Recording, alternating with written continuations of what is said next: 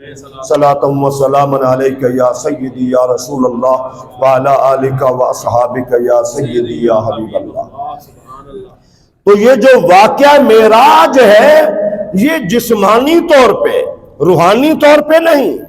اور یہ بھی یاد رکھنا حضور ہر اعتبار سے افضل و اعلیٰ ہے، ہماری طاقت ایک مرد کے برابر ہے۔ اب تو یہ سلسلہ موبائل کی وجہ سے نوجوان جوانی میں 20 سال کی عمر میں بوڑھے بن رہے ہیں، اللہ معاف کرے۔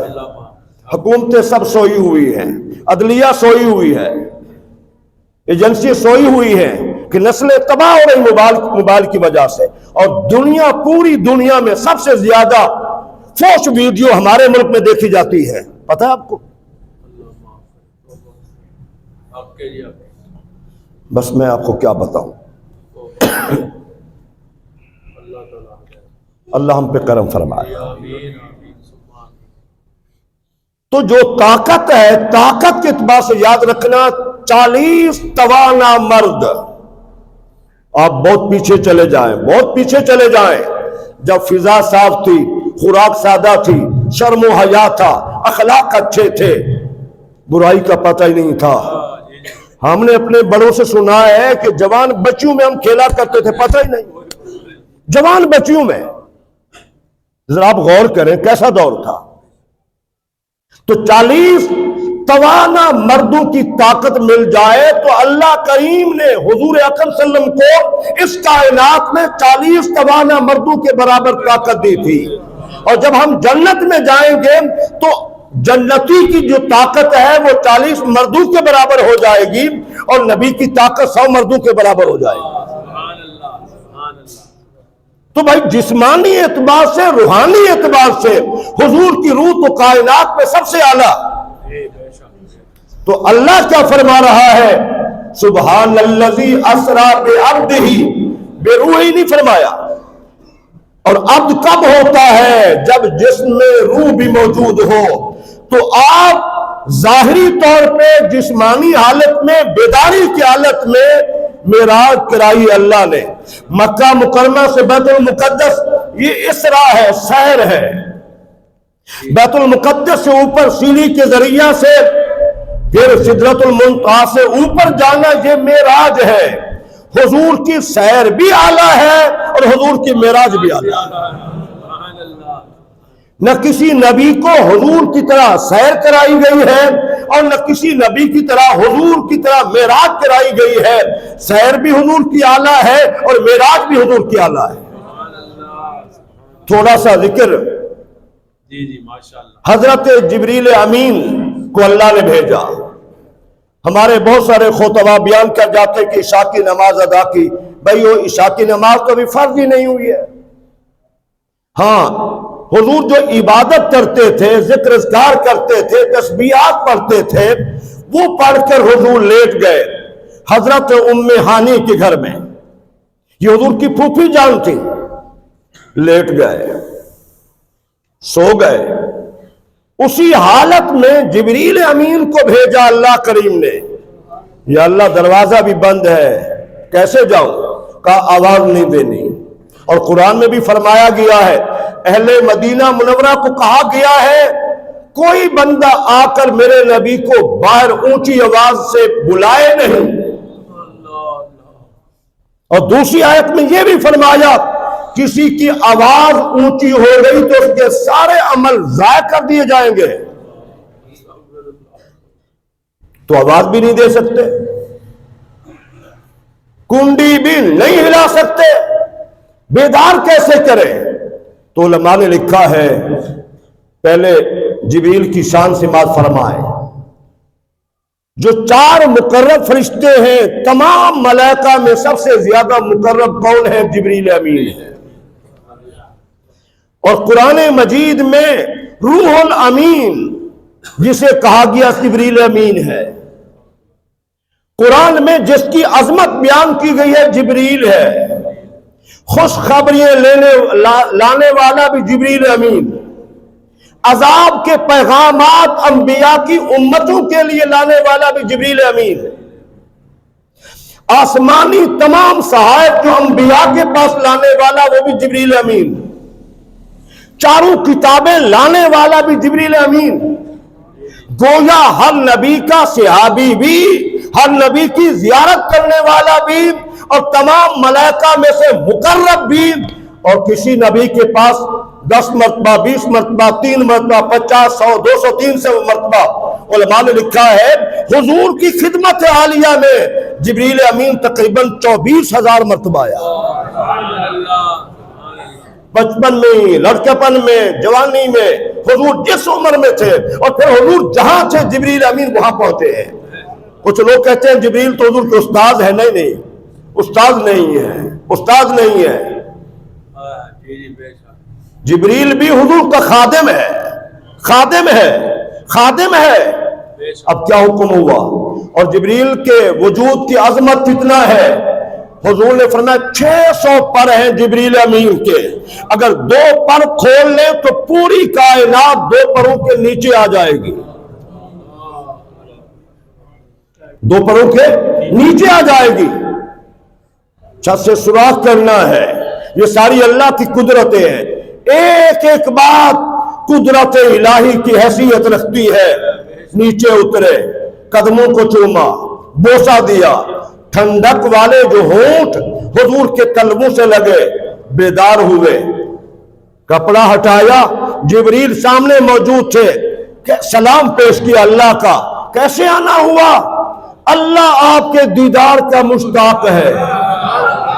نعرہ تکبیر، اللہ نعرہ رسالت، تاجدار ختم نبوت، آقا ہمارے، نبی ہمارے، عظمت و شان معراج مصطفیٰ، اللہ آپ کے دیدار کا مشتاق ہے، اللہ آپ کے دیدار کا مشتاق ہے۔ ذرا غور سے سنیں، ذرا حضور تشریف لائے آب زمزم والی جگہ پر، اور کچھ لوگ جو پہلے جاتے تھے، یعنی 2000 سے پہلے اور 2000 کے بعد بھی وہ کنواں نظر آتا تھا، میں بھی وہاں گیا ہوں، سبحان اللہ، سبحان اللہ۔ اس کے بعد سارا سسٹم بدل دیا گیا، نظام بدل دیا گیا، وہاں لائے۔ اب کیا کیا، حضور کا سینہ مبارک چاک کیا۔ آج جو سسٹم ہے بائی پاس کا آپ کے سامنے ہے، سینہ حضور کا چاک کیا، دل کو نکالا، دل سے کچھ جمع ہوا خون نکالا، سونے کی پرات میں علم و حکمت کا خزانہ تھا، وہاں سے لے کر حضور کے دل میں ڈالا، پھر دل کو اپنی جگہ رکھا، پھر سینے کو ملا کر چاک کر کے سیکھ دیا۔ یہ سارا کچھ رات کے تھوڑے سے حصے میں ہے۔ کوئی واقعہ اگر ہم عقل سے سوچیں، عقل جواب دے جاتی ہے، کسی بات تو لے لیں، عقل جواب دے جاتی ہے۔ اور یہ بھی یاد رکھیں، آج میں مختلف علماء کی تفسیریں پڑھ رہا تھا تو سب نے لکھا ہے یہ واقعہ بیداری کا ہے، خواب کا نہیں ہے۔ اور دوسری بات یہ ہے یہ قدرت الہی کا بہت بڑا نمونہ ہے۔ اور تیسری بات یہ ہے کہ تمام صحابہ کا اس بات پہ اجماع ہے، متفق ہے کہ اللہ نے حضور کو حالت بیداری میں معراج کرایا ہے۔ چلو اب ذرا غور کریں، اور قرآن میں اللہ فرماتا ہے الم نشرح لک صدرک، کیا ہم نے آپ کا سینہ کشادہ نہیں کیا؟ کائنات میں جتنے لوگ ہیں، نبی تھے، رسول تھے، ہم ہیں، سب سے کشادہ سینہ حضور کا، سب سے کشادہ سینہ حضور کا۔ پھر وضو کیا اور لباس پہنایا آپ کو، پھر سواری پہ سوار کیا، براق پہ۔ میں تیزی سے آگے بہت ساری باتیں چھوڑ کے، براق یہ برق کی جمع ہے، برق کے معنی ہے بجلی کے، اور اس ہماری بجلی کی رفتار 1,86,000 ایک سیکنڈ میں ہے، پر سیکنڈ۔ ذرا آپ غور کریں تو اس بجلی کی رفتار دنیا کی یہ رفتار ہے، تو جو اللہ نے براق بھیجی اس کی رفتار تو اس سے بھی بڑھ کر، اس سے بھی بڑھ کر دی۔ عقل استعمال کرے تو نہیں، عقل مانتی ہی نہیں ہے، عقل نہیں مانتی۔ اس دور میں بھی جب واقعہ معراج پیش آیا تو لوگوں نے، کفار نے اپنی عقل استعمال کی۔ سر سید احمد خان نے بھی اپنی عقل استعمال کی۔ دنیا کے بے شمار لوگ ہیں جو اپنی عقل استعمال کرتے ہیں، عقل نہیں مانتی۔ اللہ کریم نے پہلا لفظ فرما دیا تھا سبحان اللہ، وہ ذات پاک ہے، ٹھیک ہے نا، میں تو قادر ہوں نا۔ اب ذرا غور کریں، حضور وہاں سے چلے، راستے میں انبیاء کرام کی قبروں پہ حاضری دی، سارا کچھ، بیت المقدس پہنچے۔ یہ 40 دن کا سفر، اور رات، اللہ فرماتے رات کے تھوڑے سے حصے میں بیت المقدس۔ اور کچھ لوگ آج، بے شمار لوگ ہیں، فیس بک پہ مولوی کئی لگے ہوتے ہیں، معاذ اللہ حضور بھی مر گئے، ہم بھی مر جائیں گے، جنت میں زندہ ہے، کوئی زندگی نہیں ہے، قبر میں کوئی زندہ نہیں ہے، قبر میں سارے مردہ ہیں، سب ختم ہو جاتے ہیں، یہ بکواسیں ہم سنتے ہیں۔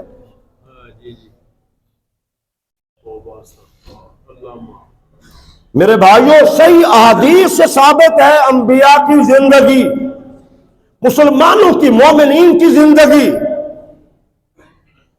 صحیح احادیث سے باقاعدہ ثابت ہے۔ ذرا آپ غور فرمائیں، سارے انبیاء وہاں تشریف فرما تھے، کوئی آسمانوں پہ تھا تو وہ بھی وہاں پہنچ چکا ہے، جو قبروں میں تھے وہ تمام کے تمام، حضرت آدم علیہ السلام سے لے کر عیسیٰ روح اللہ تک تمام انبیاء موجود ہیں حضور کے استقبال کے لیے۔ اور پھر حضور نے، سب نے خطبے دیے، انبیاء کے خطبے اپنی ذات کے لیے تھے۔ حضرت ابراہیم کہہ رہے ہیں الحمدللہ الذی اتخذنی خلیلا، تمام تعریفیں وہ کس نے مجھے خلیل بنایا ہے۔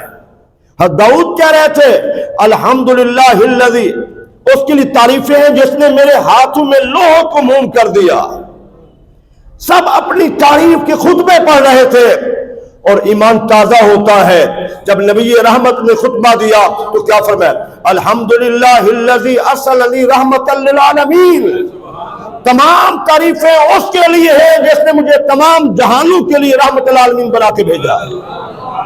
نعرہ تکبیر، نعرہ رسالت، تاجدار ختم نبوت، عظمت و شان معراج مصطفیٰ، آقا ہمارے علماء حق اہل سنت۔ تو حضور نے سب کی امامت فرمائی، امامت فرما کر بتا دیا کہ پوری کائنات کا سب سے بڑا امام اللہ نے مجھے بنایا ہے۔ انبیاء نے حضور کے پیچھے نماز پڑھ کے بتا دیا کہ ہمارے امام بھی حضور ہیں۔ تو میرے بھائیوں، یہ باتیں تو ختم ہونے والی نہیں ہیں، لیکن یہ چیز ہمیں سب تب سمجھ آ سکتی ہے جب دل میں حضور کی محبت ہو۔ دوسرے لوگ کیسے معراج منائیں جب انبیاء کو مردہ سمجھتے ہیں، وہ کیسے منائیں؟ تو اس لیے انشاءاللہ العزیز بدھ والے دن شام کو، یہ جو بدھ آئے گا انشاءاللہ العزیز، نماز عشاء کے بعد